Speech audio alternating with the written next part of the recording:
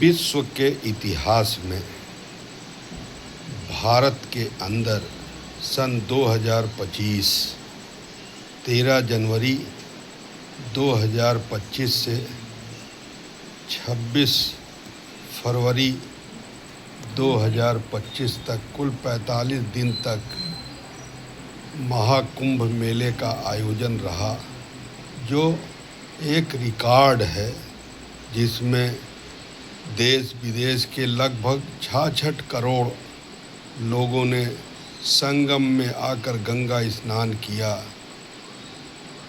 ऐसे महत्वपूर्ण पर्वों पर आकर के लोगों ने नियमित भी गंगा स्नान किया। मेरा कहने का अर्थ है कि जो लोग भाषण तो देते हैं कि मैं शांतिपूर्ण ढंग से अपने इस धरना और प्रदर्शन को बहुत ही विनम्र भाव से अपनी बात को संसद जंतर मंतर से संसद भवन तक जाकर पम्पलेट और लिखित रूप में व्यक्त करूंगा, लेकिन उनके इस कथनी और करनी में कितना अंतर है जो आपने 20 जुलाई 2026 को देखा। यह इस बात का प्रतीक है कि पढ़े लिखे इंसान भी जानवरों की भाषा बोलते हैं और उसमें कुछ भेड़िए घुस जाते हैं जो इस धरना को प्रदर्शन में बदल देते हैं। जैसे बच्चे शांतिपूर्वक धरना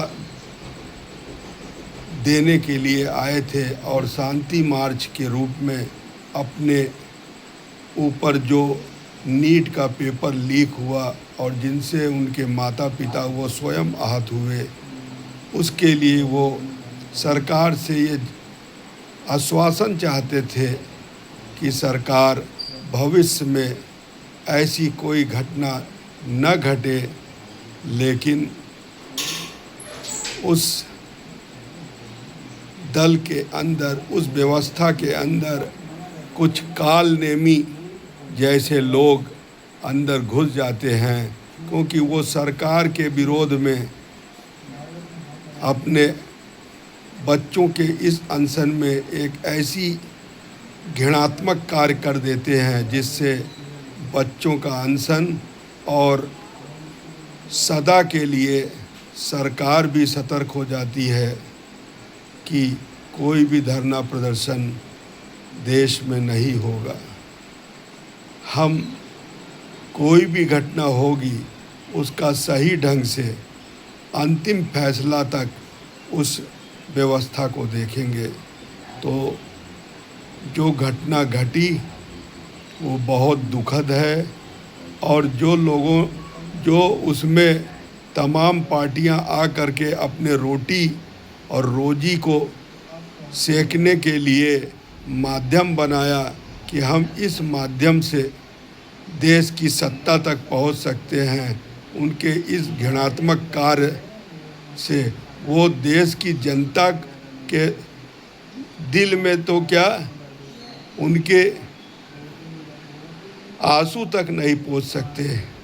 ऐसे लोग दोगले और लालची होते हैं जो स्वार्थ के लिए दूसरों पर अपना कंधा रखकर अपने स्वार्थ सिद्धि पूरी करते हैं। ऐसे लोगों से मेरे प्यारे बच्चों सावधान हो जाओ। अपनी बात सरकार को आप व्हाट्सएप के माध्यम से, ऑनलाइन पोर्टल के माध्यम से भी तो भेज सकते थे। वहाँ तक जाने की ज़रूरत क्या है? अगर आपको पोर्टल के माध्यम से आप अपनी बात को दिल्ली से तक पहुंचा सकते हैं तो संसद भवन घेरने की क्या आवश्यकता है? जो लोग आपको भड़काते हैं वो अपने स्वार्थ के लिए भड़काए। अरे जब नीट का पेपर दोबारा हो गया और दोबारा होने के बाद भी एडमिशन शुरू हो गया, तो अब सिर्फ पुराने नीट के पेपर में जो लीकेज आई है उसमें जो दोषी है उनको सज़ा देनी है। और सरकार सजग है, आपके हित के लिए सरकार हमेशा काम करती रहेगी।